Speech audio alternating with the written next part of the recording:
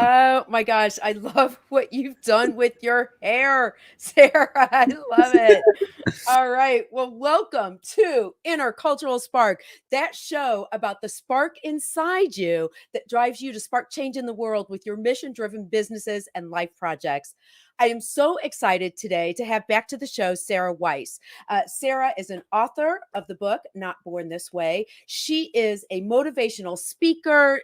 She's just fabulous. Like, you can't even describe her in a way. You have to see her because she's so wonderful. We're going to catch up with what she's doing. And today, we are going to talk about how to be unapologetically you, but really in a confident way. That there's no apology. Seriously, we're looking at it. I guess I'm looking at it from the point of aging. That as we age, all the things that society puts onto us, Sarah's really going to help us reframe that idea to just go forth and continue to bring good in the world.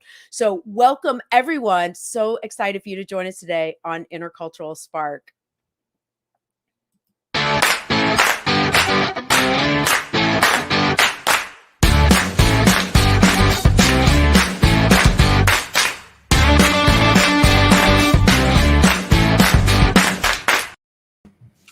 Sarah, thank you. Wait, thank you for getting up early to fix your hair for me. And actually, I'm going to move me over so that here, I'll let the logo cover my hair, not yours. People are like, what is going on here? There's a good message to this. Tell me. I go live like this because I'm live a lot. I do interviews as well. I'm very out there. I'm a speaker internationally, and I hear this so often when I go live, especially in today's day and age with Zoom. People hop on the camera and say, "Oh, I'm so sorry, my hair's not done, my makeup's." It's like, first things first, let me apologize for who I am. Let me just start off by apologizing for who I am. That doesn't sit right with me because I'm here to empower people to own themselves. Right. You saw my face go, wait, what are you saying? Right. Apologizing for who you are. No way. Actually, I'm going to put my lipstick on while we're talking about it. I wanted to flip the script. I wanted to show people that's not what it's about. This isn't what it's about. If you're coming up to speak with someone, you're here for the message. You're here for the energy, the vibrations. If you're going live, and I hear a lot of people go live and say, "I'm sorry, I just got up. I just got my coffee," or whatever. I want to show you that this is not what it's about. It's not about the hair. I want you to realize that you have gifts.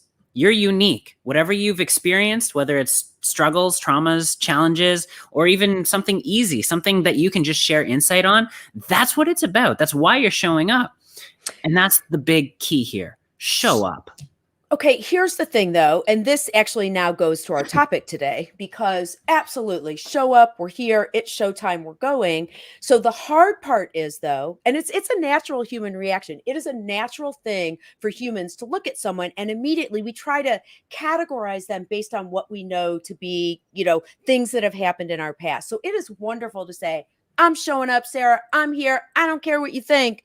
And yet people are automatically thinking about stuff like that. And I feel like it cages us. And we were going to kind of frame that with aging today because, you can be the same person. You can do the same things you've done for years. And now all of a sudden, like, people are judging it based on what their expectations are of age. So I'm going to show up. So how do you do it? I mean, you've had experiences of societal expectations being different than the fabulous person that you are. Can you tell us about that? And then how do you break out of it? Well, it's also about how you show up, right? There's showing up with fear and doubt, and then there's showing up with love and faith. So a lot of people are like, "I don't care what people think about me." If you're saying that out of fear and doubt, that's the energy. If you're saying that out of defensiveness, because there's usually there's usually an F word in there too. Like, I don't care. What people this is a family show. I'm gonna watch it, right. But yeah, and it's true. If you've got that, I don't effing care what people think about me. Then there's still that fear that if they do think something of me, well, then they can take a hike. That kind of energy. For me, it's that I know people are going to judge me. I know it. I mean, it doesn't matter what I do. I can people please all I want. Someone will still judge me, or I still won't be good enough in someone else's eyes. So what matters to me is that I show up with love and compassion for my message, for the people who want to resonate with it. I know that my message isn't for everyone, and that's okay. Totally cool with that. Everyone who's watching, you have unique experiences, unique messages, unique perspectives, and they're not going to resonate with everyone. As long as you can understand that you're not everyone's cup of tea and that that's okay. In fact, that's beautiful. The beauty of the universe is the fact that we're all different, that we all have a different perspective. You're not supposed to please everyone. I think everyone is really, not everyone, a lot of people come up, grow up and think it's about pleasing people so that I'm accepted, so that I have value. So we try to aim to please everyone, and that's not the point. It's not what we're here for. We're here to help each other grow. And what you have to offer isn't going to be everyone else's cup of tea. But for the ones who need what you have, you need to show up for them. So, Sarah, how do you, I think about people who have had, there's a lot of people in my age. It's so funny. Here we are talking about like aging, and I'm like, should I actually say how old I am? Because there it is. because then all of a sudden people are going to put me in a box. But I can't do a show about being concerned about, look at me even blush, about people being concerned about aging and not being willing to share their age. I'm going to make me big so everyone can go like, oh my God, she looks fabulous. So I'm 58 years old, and come on, say it. I'm 58. She's like, I'm not going to play into that. You're supposed to tell me I look fabulous. Okay.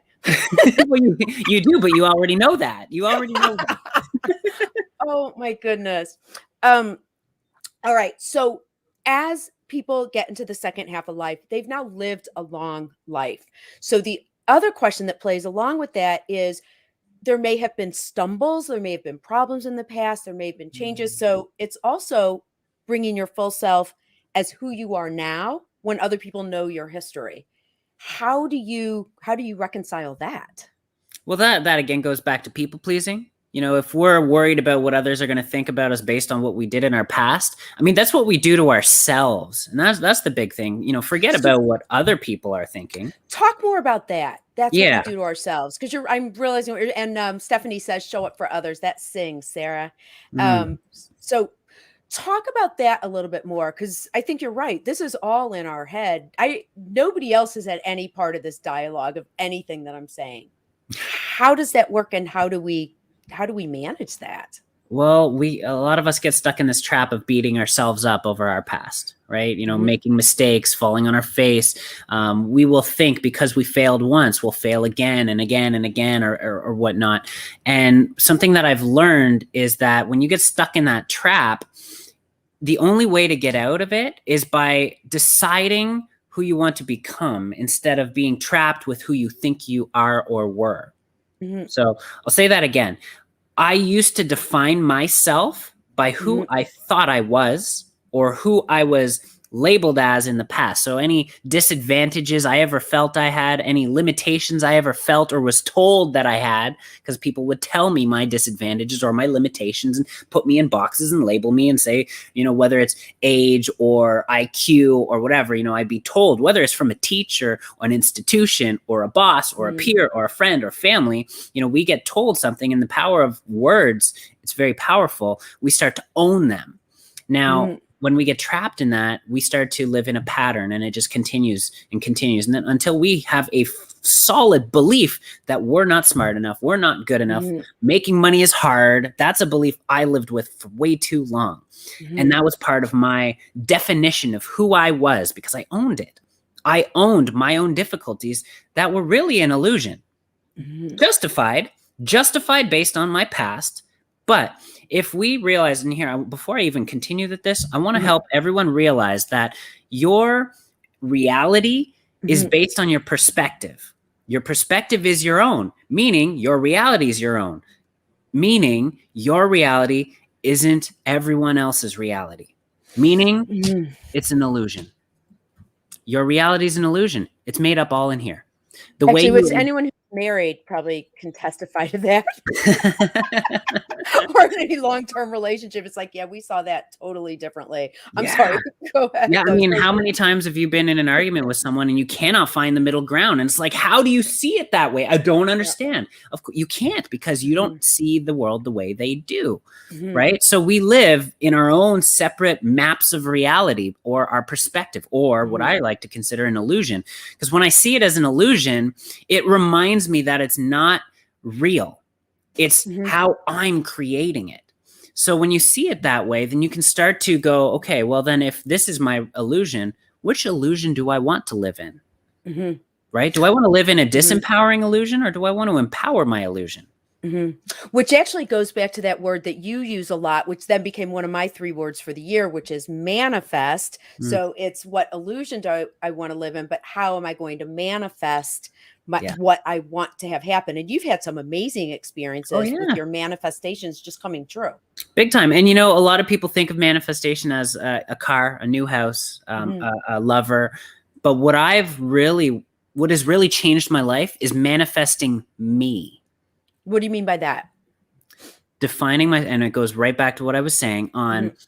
I used to define myself on who I thought I was, or my past labels, past limitations on, Mhm. you know, I am broke, I am sad, I am, Mhm. and that was, you know, I defined myself that way, but I wanted to manifest who I wanted to become. So this was the big shift, and this is what brought me into my truth, Mhm. instead of getting, you know, living in this illusion that I was who I used to be. I started to say, you know what? I want to become a powerhouse businesswoman, a Mhm. powerful connector with powerful relationships, a powerful speaker, a badass CEO, a Mhm. boss in this world, a lover, a creator. You know, I saw myself differently than how I was defining myself based on my past, which again was all justified based on my experiences, my Mhm. interpretations, which led to belief systems. It was all justified. But once I Mhm. realized that's all an illusion, whether it's justified or not, whether, you know, I spent my whole life and making money was hard, so Mhm. it led to the belief of making money is hard. That's justified because Sure. that's my experience. I didn't want to live in that illusion because making money isn't hard unless we decide that it is.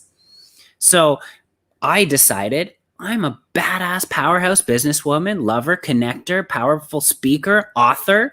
And I started to manifest that Mhm. version of me. Which I do recommend just hearing you talk, I do recommend people, I think you can get on Amazon, wherever, Sarah's book, just because that was one thing in the book. Like you tell these things that were so difficult and so hard and so distinct from who you are now, but through all of it, you had this vision of I'm going to be just a rock star business person. You had a vision of the family life and the relationship that you wanted, now married with, right, with your two lovely daughters, right? So I do recommend people get the book, because when you read that, you're like, wow, like just that vision that you always had, and then really having to break through a lot of societal expectations of who you would be. I mean, it is transformational. Your story is transformational. Yeah. And I mean, I grew up, and we all grow up in a way where we're conditioned, right? School Mhm. conditions you. If you fail the test, you can't move forward. There's certain little things that happen. So we have to condition who we are based on that.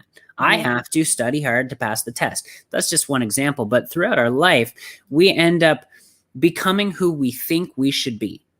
So it's like, I think I need to be good at school to Mhm. create a happy life.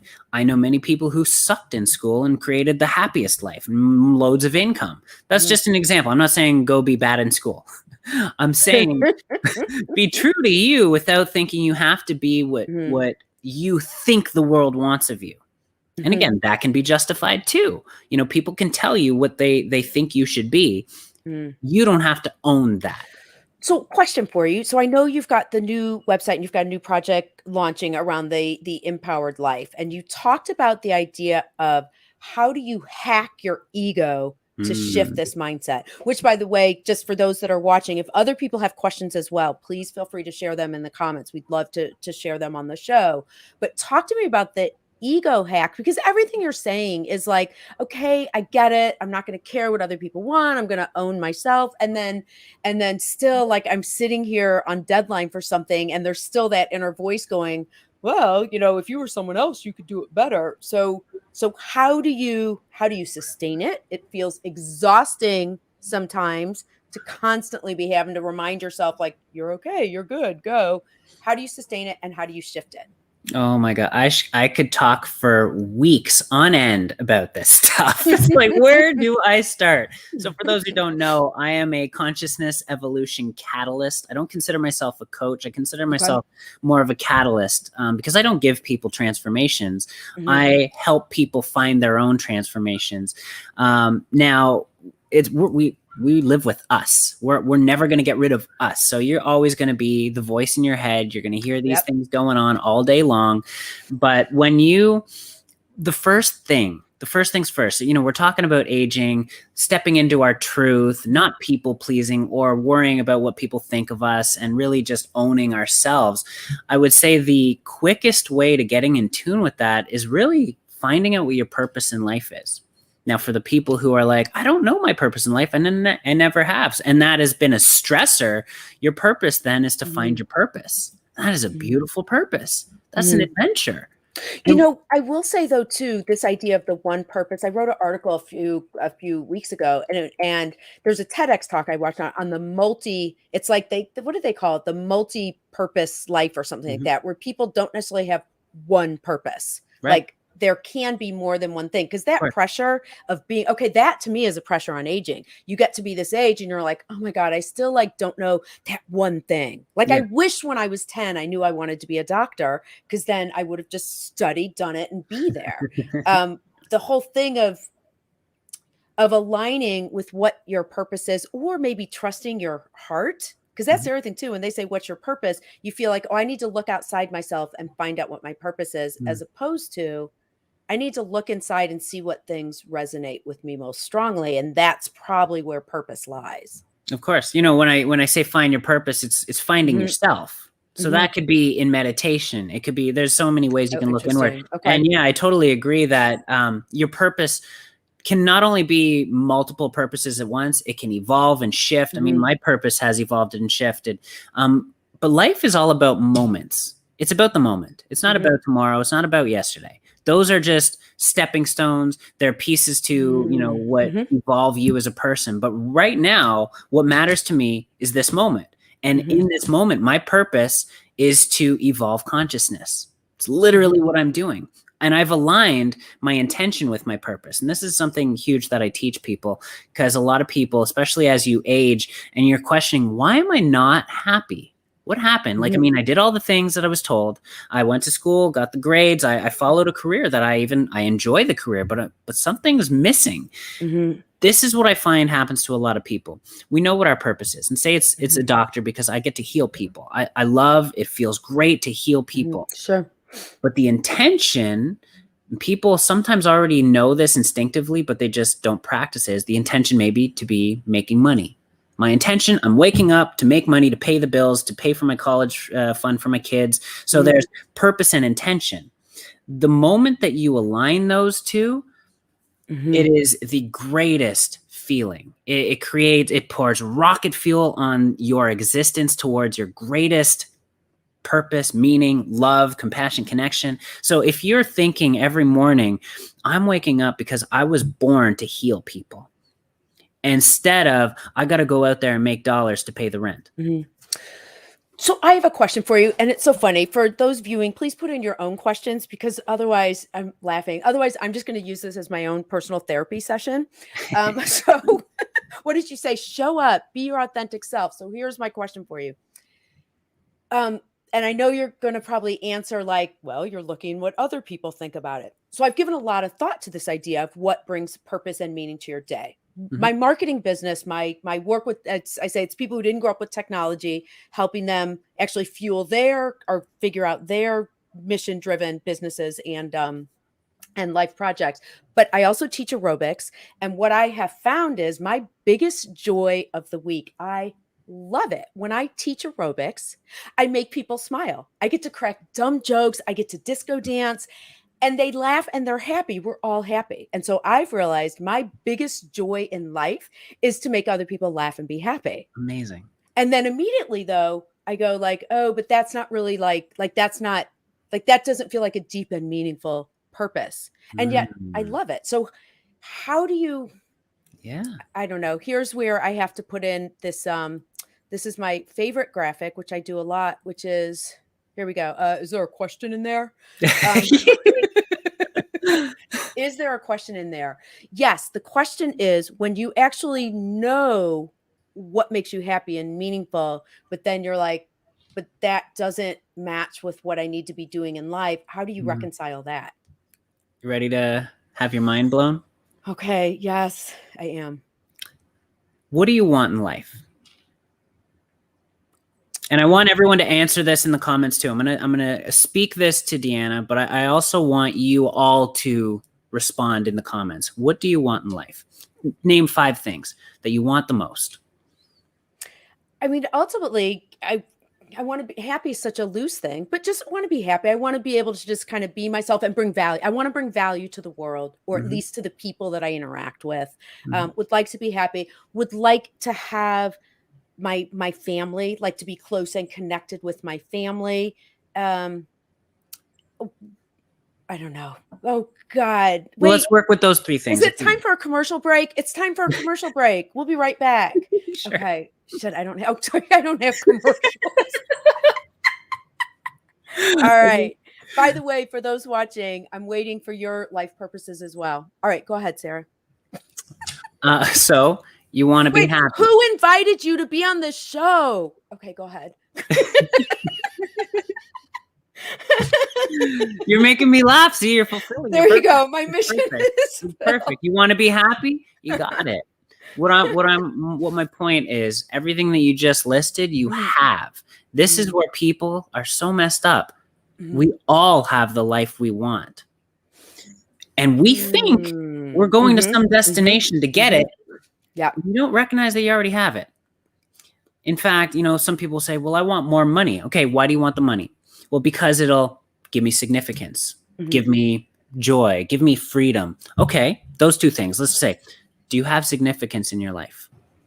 Where in your life mhm, do you feel significant? Do you mhm, have joy? Yeah. Do you mhm, have love? Do you have connections? If someone says, I want to find my soulmate. Okay, why do you want your soulmate? Well, it'll make me feel loved. Okay, do you have someone who loves you in your life? Do you love you in your life? Interesting. Sure. You have everything you want in your life. The Mhm, problem that a lot of people are experiencing is they're not recognizing it. They're not mhm, being grateful for it or celebrating mhm. it. Or discounting it because it's not the same as someone else's. Yeah. It's not the same as someone else's joy or success or whatever. So they think, well, so talk about that. Because what I just said is that thing of comparison. How do you Mhm. stop comparing yourself to what other people have? How do you stop comparing what you have to other people? Well, it's back to being grateful for it. If you Mm, recognize how beautiful it is and how grateful you are for it, that takes off this pressure that it needs to be different. mhm, You were talking about the aerobics and all that stuff, and why do I go back to thinking, well, it's silly to own this as a purpose? It's just it just makes me happy and it lights up my soul. Well, really, you've got the life you want mhm, if you recognize so entirely and powerfully how beautiful that is. There's nothing else that matters. You've got the joy, the happiness, the purpose being fulfilled, the love, the connection, the money, the everything you want. Well, I want more money. Why do you want more money? The reason you'll find is something that you already have. mhm. Or it could be getting older. It could be to make sure you can still have all this in retirement. Could actually be one of the reasons for more money. So, Mhm. I've thought about that a lot, though, the idea of you're exactly where you should be, because where we live, my 2 neighbors, on one side, I've got a 4-year-old where every time she sees me, she demands that I do a cartwheel, which is the one trick that I can still do perfectly. And then on the other side, I have a neighbor whose daughter works at Starbucks. She gets those points. So she's constantly giving us like coffee and like these coolers and stuff like that. So I realized I do sometimes smile. The universe put me exactly where I need to be. Like, how fabulous is that? And this is a powerful manifestation technique as well. So this does a lot more than just give you gratitude and happiness and recognizing that your life is already incredible, but because you are now, so there's a thing that we see a goal and we want to align ourselves with it. And here's what happens. Weight loss is a really good one because you can see a physical transformation. So if you're looking in the mirror and you're looking at a different person because you're losing weight or putting on weight, you're going to feel out of alignment. And this is where self-sabotage comes in, because we want to put ourselves back in our comfort zone, our alignment. So my husband teaches alignment. He says, well, you got to be prepared for being out of alignment so you don't self-sabotage. My radical concept is the way that I just spoke about recognizing everything you already want, you already have, is now aligning your goals with you instead of you aligning with your goals. So I understand what you're saying, but say that again. So it's actually looking at what you already have, and instead of going saying this is great, now here's my goals, it's saying, all right, what are goals that match where I am and what I already have. So you say you want more money. If you recognize that you already have an abundance of money, you're aligning abundance of money with you instead of aligning you with an abundance of money. Because if you're always chasing the abundance of money, you are in a chase all your life. If you recognize I have an abundance of money, even if it's 25 cents, that's 25 times, one penny. That's 25 times more than a penny. And you can actually look at that and say, that's an abundance. You're now aligning abundance of money with you instead of you trying to align with it, which puts you out of alignment. And I think what you're saying is idea is that when you're in alignment, that's kind of when things can flow and you can actually be more powerful. Yeah. Yeah. And it really, there's a little voodoo to that, the voodoo magic, but let's talk about the science behind it, is that if you feel abundant and your mindset is, I have an abundance of money, I have an abundance of love, connection, joy, your confidence is unshakable and you see the world differently. This is a perspective builder, right? You're building from a perspective of, I have tons of money. So the way you see things, the way you hear things in a conversation, in a book, things that will stand out that align with abundance. You're in an abundance mind state, so you're magnetizing based on what you see and hear that aligns with that abundance. It's like if you don't know what the color blue is and you see the color blue, you're going to be like, what the heck is that? You're not even going to know what you're looking at. It's out of alignment. If you know what abundance is because you feel it every day, you're going to see abundance and you're going to go, that's abundance. Bring it on. Abundance. So here's a statement and a question. The statement is, Paul Klein was amazing. He passed away last year, but he did a whole program for artists. And that was his whole attitude, is that there is plenty of space for everyone to achieve. Artists are not in competition with one another. And he built a brilliant curricula about that. I know that this is a useless emotion. And I'm probably just trying to avoid looking in totally, but what do you say to people about the idea of guilt? Like when you do then accept oh, I actually have everything that I have. I live in the dream that I have. Gosh, I feel bad for people that don't have that. Like, what do you do? What do you recommend people do with that emotion? So for me, not worthwhile. If you want to keep it simple, it's about fear and love. We can live in fear and doubt, and we can live in love and faith. And I don't know if I used this example last time we spoke, but here's a pen. Okay. Now, I just wrote some really beautiful things down about some people. Okay. Does that make this pen good? You did not do this last time, and of course not. The pen is just the pen. Right. Because I could also use this pen to stab someone in the neck. But does that make it a bad pen? Right. The difference is I can use this pen with love and faith and do something beautiful that makes people empowered, feel that love, uplift them. Or if I use it in fear and doubt, it can hurt people. So it's like using your own power just in love. Okay. Our own power. Yeah. So if we're thinking there's people out there that aren't abundant. Out of fear, there's this guilt, maybe a shame. Out of love, it's like, how do I help?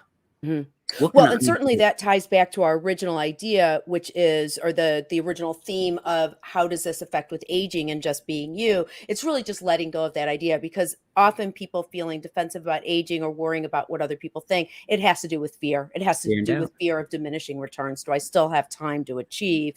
And what I'm hearing you say, Sarah, is like, that's the wrong. Hack your ego, reframe the question. It's the wrong question. It's what can I do right now? Yeah. If you want to hear me go a little bit into the ego hacking, I'll give a quick thing. Something I've realized, and this goes back to the pen, something I've learned about us. If you were to close your eyes and see all the versions of you, the scared version, the happy version, the shocked version, the joyous version, the powerful version, the entrepreneur version, the speaker version. I mean, there's tons. Literally, you could probably pull apart thousands. Now, are there a bunch that you don't value because maybe they're immature, unprofessional, scared? Those ones, we all have them where we don't like them. They show up when they're triggered. We feel like, oh, I just made a mistake. There's regrets. There's the failure version. There's the one that made mistakes. What we do is we resent them. We create these bottled up energies, and this is where triggers. Right, we don't like them, or we're ashamed of them. Sometimes. Exactly. Yeah, and we don't value them. When you learn about the pen, you learn that they have value. So we start to embrace and love on these versions. Okay. You gotta have a conversation with them. Why is the immature version beautiful when it's used out of love? It's playful. Being immature out of love is playful. Aggression out of love, you can aggressively protect somebody. You can aggressively chase after your dreams. Who's ever seen confidence out of fear?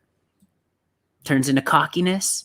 This, it's like someone's trying to prove themselves. Love out of fear. We're familiar with that too. That can hurt people, right? So there is no good or bad. It's about love or fear. So it's the same with ego. This is what I started to learn about ego, because there's a lot of people who will tell you, transcend ego, leave the ego behind, because ego is a bad thing.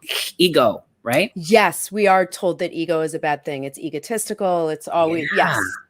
So I was like, okay, so if that's the case, and God or the universe or whatever's up there put us with all these versions and all these things, why would I be told to leave part of it behind? Now, I've spent a lot of my life being told to leave parts of me behind, only to find out that they are valuable when they're used with love.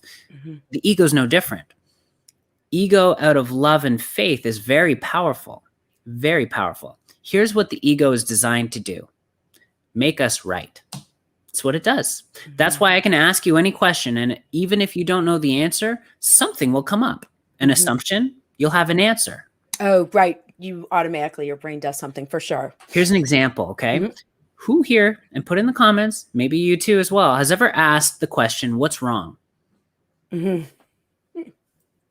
There's always an answer. Have you ever asked, what's wrong with me? No, not me, but myself. What's wrong with me? I spent a lot of years doing that. And guess what? My ego always had an answer. I'm not good enough. I'm too stupid. I'm ugly. What's wrong with me? I'm insane. I'm always had an answer. Where did they come from? The ego. The ego is something that makes us right.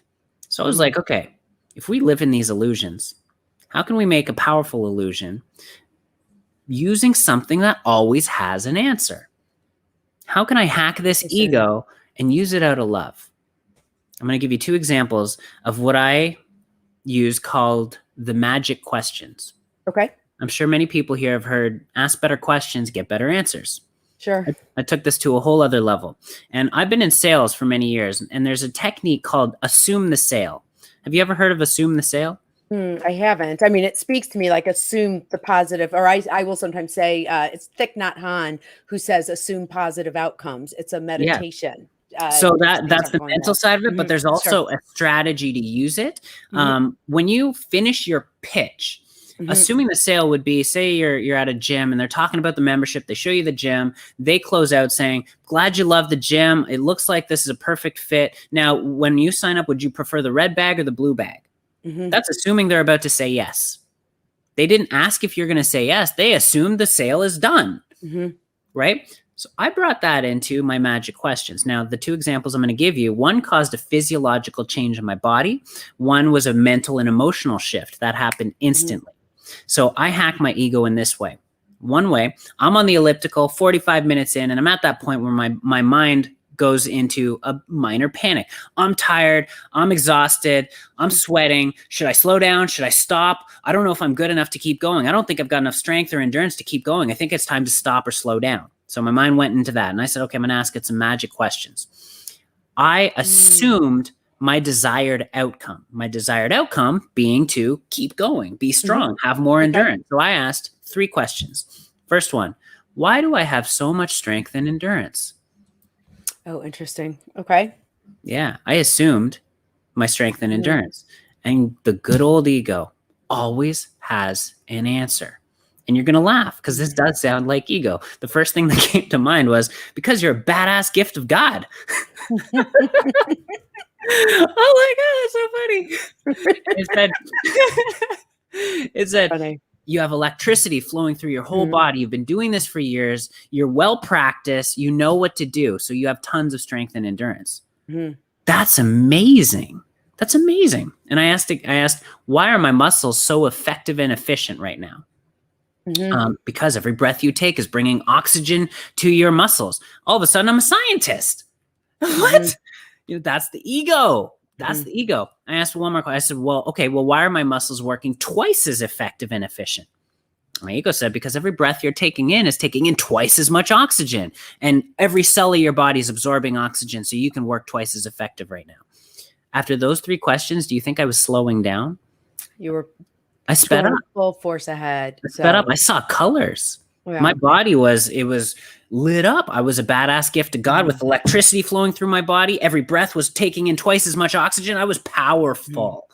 I love it, Sarah. I appreciate you so much because I can really see this, and I know our listeners can, our viewers can, whether watching live or after the fact, this idea of how you shifted, you hacked your ego by asking questions, actually framing from assuming that positivity, assuming the sale. And you're right, the ego comes back and you actually end up making yourself laugh. So thank you for that, because that's something really right there. I think when I think like, oh, I'm too old to do this, it's more a question of how are you so fabulous after so many years of life? You know, I like it. That's it. Yeah. So actually, this is a good transition because we are at the point of the show to do our flash exercise. Since we're talking about fitness, I'm going to make myself full screen for just a second to show the exercise, and then we'll do it together.